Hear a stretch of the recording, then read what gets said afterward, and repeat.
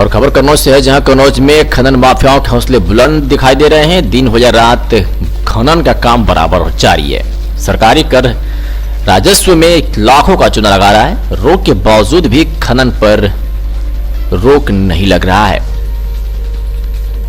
कन्नौज अन्ना जानोर की तरफ पैदा हो रहे हैं खनन माफियाओं पर ठठिया पुलिस मेहरबान है। मामला ठठिया थाना क्षेत्र का बताया जा रहा है। तो ये बड़ी खबर कन्नौज से, जहां माफियाओं के हौसले बुलंद दिखाई दे रहे हैं। दिन हो या रात बराबर खनन का कार्य धड़ल्ले से चल रहा है। सरकारी राजस्व में चूना लगाया जा रहा है। रोक के बावजूद भी खनन का काम धड़ल्ले से चल रहा है। बताया जा रहा है कि खनन माफियाओं पर ठठिया पुलिस मेहरबान है और इसी वजह से कन्नौज में खनन माफियाओं के हौसले बुलंद है।